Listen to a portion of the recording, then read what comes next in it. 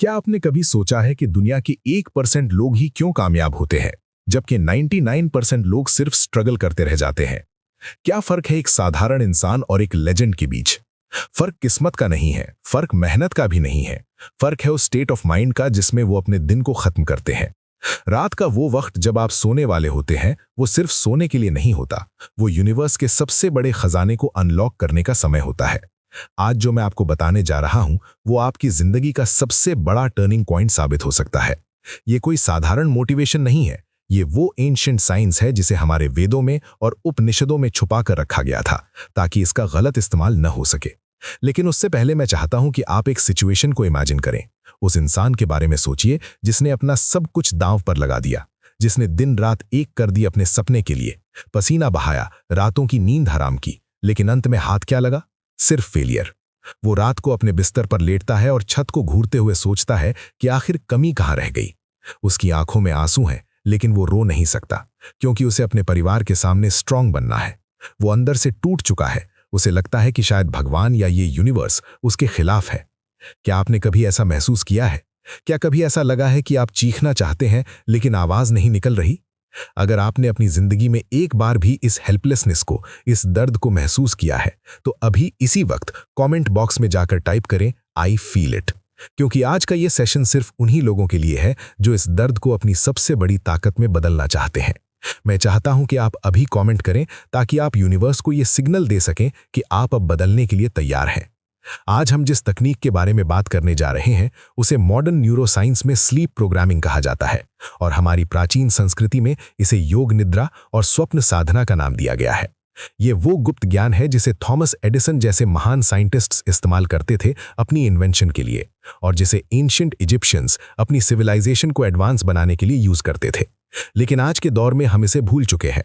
हम सोने से पहले अपने फोन में दुनिया भर का कचरा देखते हैं, नेगेटिव न्यूज़ देखते हैं, और उसी नेगेटिव वाइब्रेशन के साथ सो जाते हैं। फिर हम शिकायत करते हैं कि हमारी लाइफ में कुछ अच्छा क्यों नहीं हो रहा। याद रखिए, सोने से पहले के वो 2 मिनट आपकी पूरी जिंदगी को कंट्रोल करते हैं। अगर आपने इन 2 मिनटों को काबू करना सीख लिया, तो दुनिया की कोई भी ताकत आपको सफल होने से नहीं रोक सकती। हमारे शास्त्रों में कहा गया है कि जो ब्रह्मांड में है वही पिंड यानी शरीर में है। जब आप सोने जाते हैं तो आप सिर्फ अपनी आंखें बंद नहीं कर रहे होते, आप एक डायमेंशन से दूसरे डायमेंशन में जा रहे होते हैं। ये वो समय होता है जब आपका कॉन्शियस माइंड यानी आपका लॉजिकल दिमाग सो रहा होता है, और आपका सबकॉन्शियस माइंड यानी अवचेतन मन पूरी तरह से जाग जाता है। ये वही समय है जब आप अपने दिमाग को जो भी कमांड देंगे, वो उसे एक आदेश मानकर पूरा करने में लग जाएगा। मॉडर्न न्यूरोसाइंस ने यह साबित कर दिया है कि जब आप जाग रहे होते हैं तो आपका दिमाग बीटा स्टेट में होता है, जहां आप लॉजिक और डर से घिरे रहते हैं। लेकिन सोने से ठीक पहले जब आपकी पलकें भारी होने लगती हैं, तब आपका दिमाग अल्फा स्टेट और फिर थीटा स्टेट में एंटर करता है। साइंटिस्ट्स इसे हिप्नोगॉजिक स्टेट कहते हैं। ये वही स्टेट है जहां आपके कॉन्शियस और सबकॉन्शियस माइंड के बीच का पर्दा सबसे कमजोर होता है। हिस्ट्री गवाह है कि थॉमस एडिसन और एल्बर्ट आइंस्टाइन जैसे जीनियस अपनी मुश्किल से मुश्किल प्रॉब्लम्स का हल इसी स्टेट में खोजते थे। एडिसन अक्सर अपने हाथ में लोहे की बॉल लेकर कुर्सी पर झपकी लेते थे, ताकि जैसे ही वो गहरी नींद में जाने लगे, बॉल गिरे और वो जाग जाए।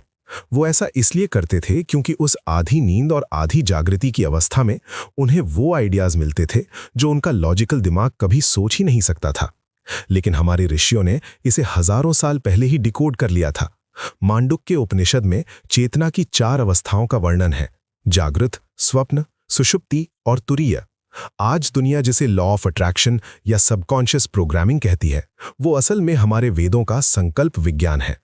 ऋग्वेद में कहा गया है कि ये ब्रह्मांड वाइब्रेशन से बना है, और आपका विचार भी एक वाइब्रेशन है। जब आप सोने से पहले किसी